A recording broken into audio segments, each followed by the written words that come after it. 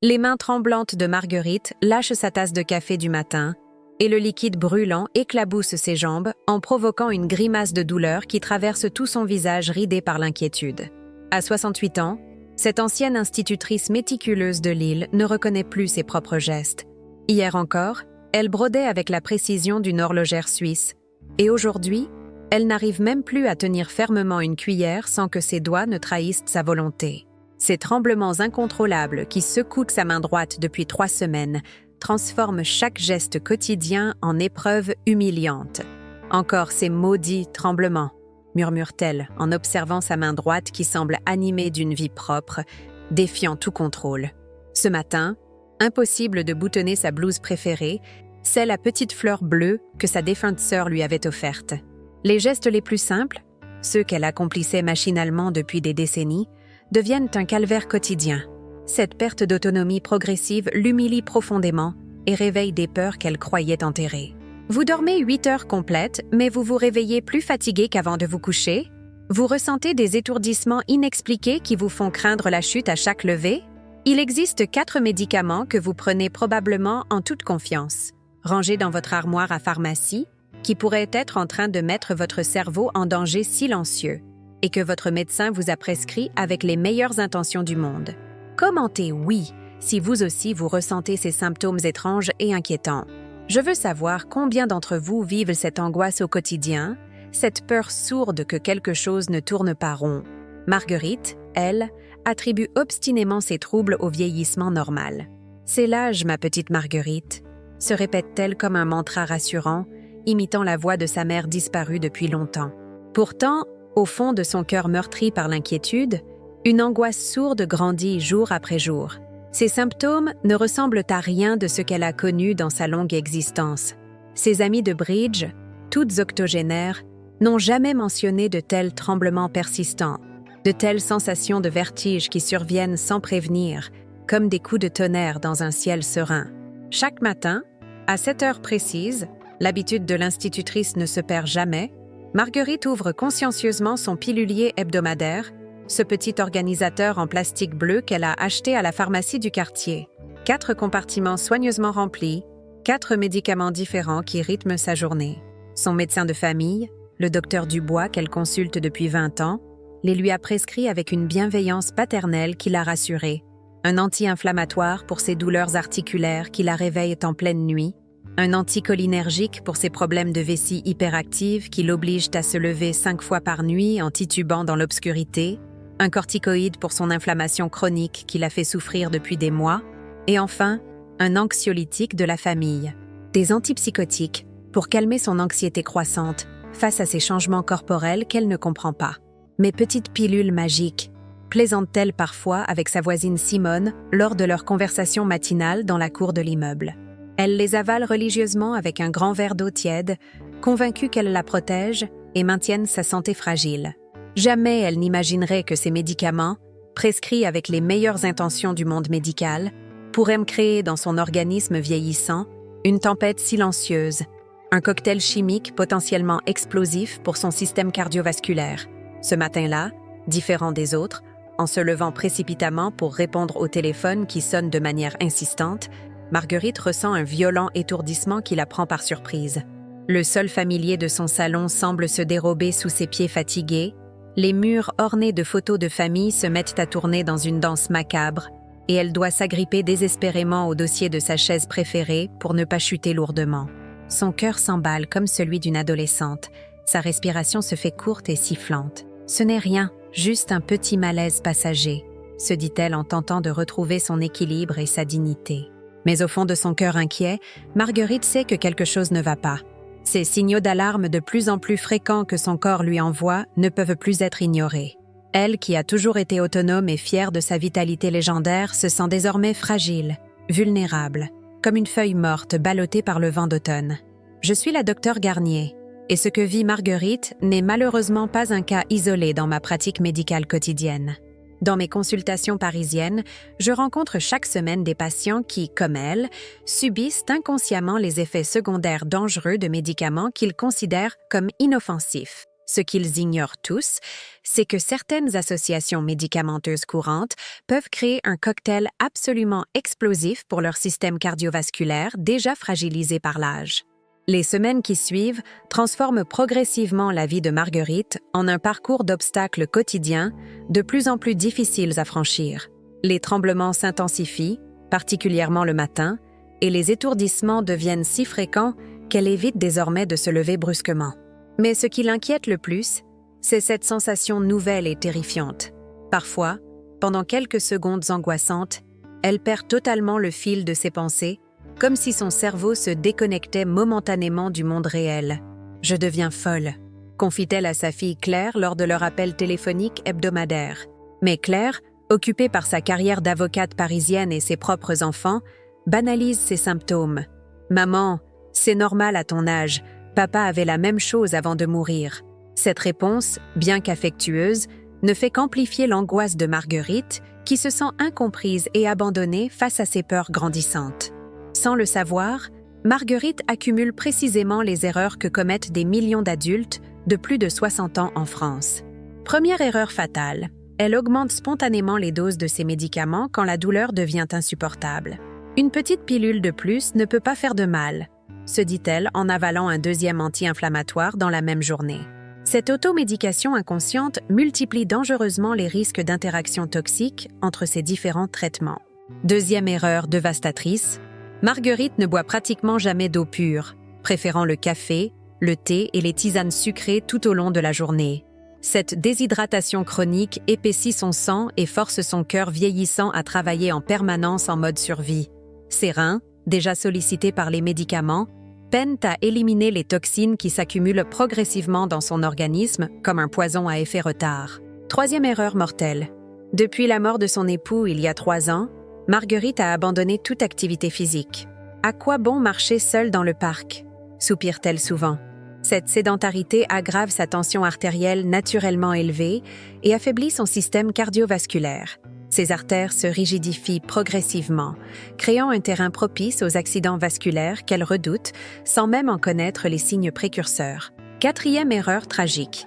Marguerite cache systématiquement ses symptômes lors de ses consultations médicales, par pudeur et par peur d'inquiéter. Dr Dubois a déjà tant de patients malades, justifie-t-elle en minimisant ses troubles. Elle ne mentionne ni les chutes évitées de justesse, ni les moments de confusion, ni l'aggravation progressive de ses tremblements. Cette omission prive son médecin des informations cruciales qui pourraient sauver sa vie. Cinquième erreur catastrophique. Elle mélange ses médicaments avec ses remèdes de grand-mère sans en informer personne. Tisanes détoxifiantes achetées en pharmacie, compléments alimentaires recommandés par sa voisine, homéopathie prescrite par un naturopathe consulté en secret. Ces interactions non contrôlées créent dans son organisme un cocktail chimique imprévisible et potentiellement explosif. Un mardi matin particulièrement froid de novembre, Marguerite ressent pour la première fois une douleur étrange dans sa poitrine, comme une étau qui se resserre progressivement autour de son cœur. Simultanément, sa vision se trouble légèrement et une nausée sourde l'envahit. Ces symptômes, qu'elle attribue à l'anxiété, durent près de 20 minutes avant de disparaître mystérieusement, la laissant épuisée et profondément troublée. Ce qu'elle ignore totalement, c'est que son organisme vient de subir un accident ischémique transitoire, ce que nous appelons un mini-AVC, un signal d'alarme majeur que son cerveau lance désespérément. Ces 4 médicaments quotidiens créent une synergie toxique. L'anti-inflammatoire élève dangereusement sa tension artérielle déjà fragile, l'anticholinergique perturbe la circulation sanguine cérébrale, le corticoïde déstabilise son métabolisme du sucre et des graisses, tandis que l'antipsychotique ralentit ses réflexes et augmente les risques de formation de caillots sanguins. Cette combinaison médicamenteuse, prescrite séparément par différents spécialistes qui ne communiquent jamais entre eux, transforme progressivement le corps de Marguerite en une bombe à retardement cardiovasculaire. Chaque pilule avalée ajoute une goutte de plus au vase déjà plein de sa résistance physiologique déclinante. Le lendemain de cet épisode inquiétant, Marguerite décide de consulter son pharmacien, Monsieur Laurent, qu'elle connaît depuis 15 ans. Mais là encore, elle commet une erreur fatale. Elle ne mentionne que ses troubles du sommeil, omettant volontairement de parler des tremblements, des étourdissements et surtout de l'épisode de la veille. Le pharmacien, ne disposant que d'informations partielles, lui recommande un somnifère en vente libre qui viendra s'ajouter à son arsenal thérapeutique déjà surchargé. Cette nuit-là, Marguerite prend ses 4 médicaments habituels plus le nouveau somnifère, créant une interaction particulièrement dangereuse. Son sommeil devient effectivement plus profond, mais au réveil, elle éprouve une faiblesse inhabituelle dans son bras gauche et une difficulté légère à articuler certains mots. Ces symptômes neurologiques, qu'elle attribue à la fatigue, persistent plusieurs heures avant de s'estomper lentement. Au cours des jours suivants, d'autres signaux d'alarme apparaissent. Maux de tête inhabituels, moments de désorientation dans des lieux familiers, difficultés croissantes à se concentrer pour lire son journal quotidien. Marguerite vit dans un déni protecteur, refusant d'admettre que sa santé se dégrade rapidement.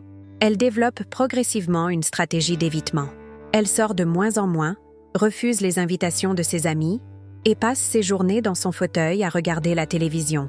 Cette spirale descendante s'accélère quand elle commence à confondre les jours de la semaine et à oublier de prendre certains de ses médicaments, tout en doublant d'autres par inadvertance. Son pilulier, autrefois organisé avec une précision militaire, devient chaotique. Certains compartiments restent pleins, tandis que d'autres se vident anormalement vite, créant des pics et des chutes de concentration médicamenteuse qui déstabilisent encore davantage son équilibre physiologique précaire. Mais ce que découvrirait Marguerite dans les semaines à venir ferait s'effondrer sa confiance aveugle dans ce système médical qui lui promettait protection et guérison. La révélation arrive un jeudi matin pluvieux, quand Claire, la fille de Marguerite, débarque à l'improviste dans l'appartement de sa mère avec une détermination qu'elle n'avait jamais montrée auparavant. En découvrant l'état de confusion progressive de Marguerite et surtout son pilulier désorganisé, Claire prend une décision qui sauvera littéralement la vie de sa mère. Elle photographie tous les médicaments et consulte immédiatement un gériatre spécialisé dans les interactions médicamenteuses chez les personnes âgées. « Madame, votre mère est en train de subir ce que nous appelons une cascade iatrogène », explique le docteur Moreau avec une gravité qui glace le sang de Claire. Ces 4 médicaments créent ensemble un effet domino catastrophique qui augmente son risque d'accident vasculaire cérébral de plus de 300%. Nous devons agir immédiatement avant qu'il ne soit trop tard. Cette révélation bouleverse complètement la vision que Marguerite avait de ces petites pilules protectrices. Le premier coupable identifié est son anti-inflammatoire quotidien, l'ibuprofène qu'elle prend religieusement depuis 2 ans pour ses douleurs articulaires. Une étude publiée par l'Université de Copenhague a démontré que l'usage prolongé d'anti-inflammatoires non stéroïdiens chez les personnes de plus de 65 ans augmente le risque d'AVC de 42% en moyenne et peut atteindre 86% chez ceux qui en prennent quotidiennement. Le mécanisme est redoutablement simple. L'ibuprofène bloque les enzymes qui régulent la pression artérielle, provoquant une rétention d'eau et de sodium qui fait grimper la tension de manière silencieuse. Simultanément, il rend les artères plus rigides et favorise la formation de caillots sanguins. Pour Marguerite, chaque comprimé avalé était comme verser de l'essence sur un feu qui couvait déjà. Le deuxième médicament dangereux est son anticholinergique pour l'incontinence, la tolterodine, prescrite il y a 6 mois par son urologue. Ce que personne ne lui avait expliqué, c'est que ces médicaments bloquent l'acétylcholine, un neurotransmetteur essentiel au bon fonctionnement du cerveau. Une recherche de l'Université de Washington a établi un lien direct entre l'usage d'anticholinergiques et l'augmentation de 54% du risque d'accident vasculaire cérébral chez les seniors. C'est comme débrancher progressivement les circuits électriques de votre cerveau, explique le docteur Moreau à Marguerite stupéfaite. Votre cerveau manque d'oxygène parce que les vaisseaux sanguins ne se dilatent plus correctement quand ils en ont besoin. Les étourdissements et les pertes de mémoire que vous ressentez sont les signaux d'alarme de cette asphyxie progressive. Le troisième coupable est le corticoïde, la prednisone prescrite pour son inflammation chronique. Ce médicament, surnommé l'épée à double tranchant par les médecins, sauve des vies dans les crises aiguës, mais devient un poison lent en usage prolongé. Il élève brutalement la tension artérielle, déstabilise le métabolisme du sucre en provoquant un diabète iatrogène, et augmente la viscosité du sang en modifiant le profil lipidique. Une étude du Massachusetts General Hospital a révélé que l'usage de corticoïdes pendant plus de 3 mois multiplie par 2,8 le risque d'AVC chez les patients de plus de 60 ans. Marguerite prenait de la prednisone depuis 8 mois consécutifs, transformant progressivement son sang en un liquide épais et collant, propice à la formation de caillots mortels. Le quatrième et dernier médicament, le plus sournois, est l'antipsychotique léger prescrit pour son anxiété croissante.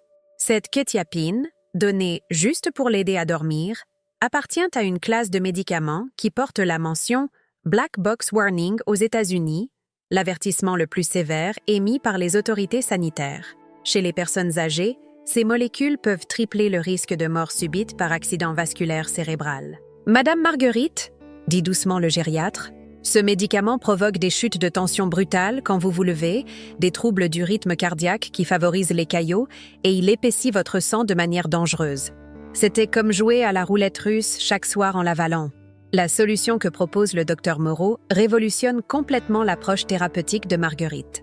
D'abord, remplacer l'ibuprofène par un protocole naturel associant curcuma biodisponible et gingembre concentré, deux anti-inflammatoires naturels puissants sans effet cardiovasculaire néfaste. La posologie, une gélule de curcuma à 95% de curcumine le matin à jeun et une cuillère à café de gingembre frais râpé dans une tisane le soir. Pour l'incontinence, abandon total de l'anticholinergique au profit d'un programme de rééducation périnéale spécifique et d'un extrait de pépins de courge standardisé. Cette graine millénaire, utilisée traditionnellement par les populations germaniques, contient des composés actifs qui renforcent naturellement le muscle vésical sans affecter les fonctions cérébrales. Concernant l'inflammation chronique, sevrage progressif du corticoïde remplacé par un cocktail anti-inflammatoire naturel, oméga 3, EPA, DHA, hautement concentré, extrait de Boswellia serrata et quercétine. Ce trio, validé par de nombreuses études cliniques, combat l'inflammation à la source sans les effets secondaires cardiovasculaires dévastateurs des corticoïdes synthétiques. Enfin, pour l'anxiété et les troubles du sommeil, substitution de l'antipsychotique par un programme complet associant magnésium bisglycinate biodisponible, mélatonine à libération prolongée et techniques de respiration cohérente. Cette approche globale restaure naturellement les cycles de sommeil sans compromettre les fonctions cardiaques vitales. Si vous voulez découvrir d'autres solutions naturelles et scientifiquement validées comme celle-ci, abonnez-vous à ma chaîne et activez la petite cloche. Cette information peut littéralement sauver la vie de quelqu'un que vous aimez, alors n'hésitez pas à partager cette vidéo. Le protocole de sevrage de Marguerite s'étale sur 6 semaines sous surveillance médicale stricte. Chaque médicament est diminué progressivement selon un calendrier précis, tandis que les alternatives naturelles sont introduites graduellement pour éviter tout effet rebond. Cette transition délicate nécessite des bilans sanguins hebdomadaires et un monitoring cardiovasculaire permanent. Dès la 2e semaine, Marguerite ressent les premiers bénéfices spectaculaires. Les tremblements diminuent de moitié, les étourdissements deviennent rares, et surtout, sa clarté mentale revient progressivement. « C'est comme si un voile se levait de mon cerveau », confie-t-elle à sa fille Claire, les larmes aux yeux de soulagement et de reconnaissance. 6 mois après avoir découvert la vérité sur ces médicaments toxiques, Marguerite se tient debout dans son jardin, un sécateur à la main, taillant ses rosiers avec la précision retrouvée de ses gestes d'autrefois. Ses mains, jadis tremblantes et incontrôlables, maniant l'outil avec une fermeté qui la surprend encore chaque matin. Cette transformation physique spectaculaire s'accompagne d'un renouveau psychologique tout aussi remarquable. Son regard pétille à nouveau de cette vivacité malicieuse que sa famille croyait perdue à jamais. « Je n'arrive pas à croire que c'est la même personne », confie Claire à son mari en observant sa mère par la fenêtre de la cuisine. Marguerite, qui évitait les escaliers par peur de chuter il y a encore quelques mois, monte et descend maintenant les 3 étages de son immeuble plusieurs fois par jour, sans essoufflement ni appréhension. Cette récupération de mobilité lui a redonné une autonomie qu'elle pensait définitivement perdue. Les chiffres de ses derniers bilans médicaux parlent d'eux-mêmes et émerveillent même le docteur Moreau, pourtant habitué au succès de sevrage médicamenteux. La tension artérielle de Marguerite est passée de 16,9 à 13,8, un niveau optimal pour son âge. Sa glycémie, déstabilisée par les corticoïdes, s'est normalisée à 1,05 g par litre. Son taux de cholestérol LDL, le mauvais cholestérol, a chuté de 40% grâce à l'arrêt des médicaments inflammatoires et à l'adoption des oméga 3 naturels. Plus impressionnant encore, ces tests cognitifs révèlent une amélioration spectaculaire de ses fonctions cérébrales. Les scores de mémoire immédiate ont progressé de 60%, tandis que sa capacité de concentration soutenue a retrouvé le niveau qu'elle avait à 50 ans. Mon cerveau fonctionne à nouveau comme une horloge suisse, plaisante-t-elle lors de ses consultations de suivi, récupérant cet humour pétillant qui la caractérisait avant sa période sombre. Le protocole naturel mis en place par le gériatre a porté ses fruits au-delà de toutes les espérances initiales. Le curcuma biodisponible, pris chaque matin religieusement, a éliminé ses douleurs articulaires matinales de manière plus efficace que l'ibuprofène, sans aucun effet secondaire cardiovasculaire. Je me réveille sans avoir l'impression d'être un robot rouillé, raconte-t-elle avec émerveillement. L'extrait de pépins de courge a révolutionné sa qualité de vie nocturne. Ses levées nocturnes sont passées de 5 à 1 seul par nuit, lui permettant de retrouver un sommeil réparateur qu'elle n'avait plus connu depuis des années. Cette amélioration du repos nocturne a eu des effets en cascade sur son énergie diurne et son moral général. Le cocktail anti-inflammatoire naturel composé d'oméga 3, de boswellia et de quercétine a éteint le feu inflammatoire chronique qui consumait son organisme. Ses analyses sanguines montrent une chute spectaculaire de 70% de sa protéine C-réactive, un marqueur d'inflammation systémique. C'est comme si j'avais éteint un incendie qui brûlait en permanence dans mon corps, explique-t-elle métaphoriquement. Enfin, le remplacement de l'antipsychotique par le magnésium, la mélatonine et les techniques de respiration cohérente a transformé ses nuits d'insomnie anxieuse en périodes de récupération profonde.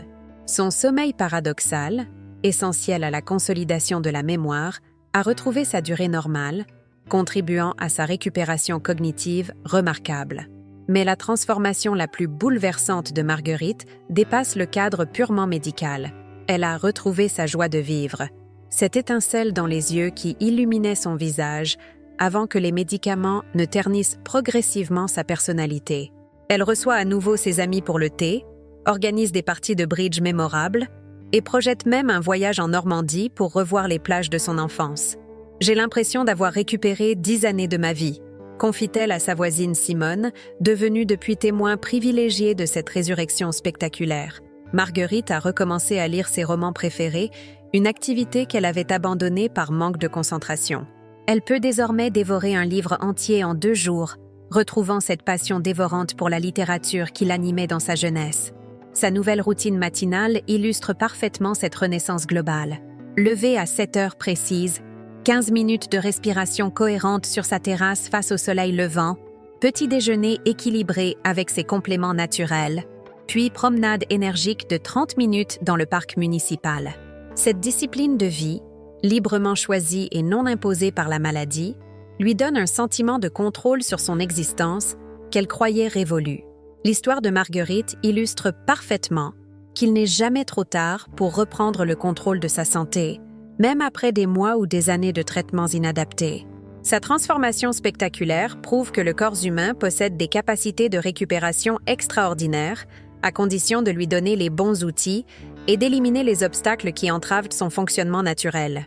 Aujourd'hui, Marguerite est devenue une ambassadrice naturelle de cette approche préventive. Elle partage son expérience avec d'autres seniors de son quartier, les encourageant à questionner leurs prescriptions et à explorer des alternatives plus sûres avec leurs médecins. Son témoignage a déjà permis à 3 de ses amis d'identifier des problèmes similaires et d'entamer leur propre processus de sevrage supervisé. Cette histoire vraie de renaissance nous rappelle une vérité fondamentale. Nous ne sommes pas condamnés à subir passivement les effets secondaires de traitements potentiellement dangereux. Avec les bonnes informations, un accompagnement médical compétent et une volonté de changement, il est possible de retrouver santé, vitalité et autonomie, même après 60 ans. Si cette histoire vous a touché et que vous pensez qu'elle pourrait aider d'autres personnes dans votre entourage, n'hésitez pas à partager cette vidéo. Un simple clic peut littéralement sauver une vie. Et si vous voulez continuer à recevoir des informations qui peuvent protéger votre santé et celle de vos proches, abonnez-vous à ma chaîne en cliquant sur le bouton rouge juste en dessous. Ensemble, nous pouvons reprendre le contrôle de notre santé et vieillir en pleine forme. Vous aussi, vous pouvez transformer votre histoire de santé. Tout commence par un premier pas courageux vers la connaissance et la prise de conscience. Marguerite l'a fait à 68 ans. Il n'est jamais trop tard pour commencer.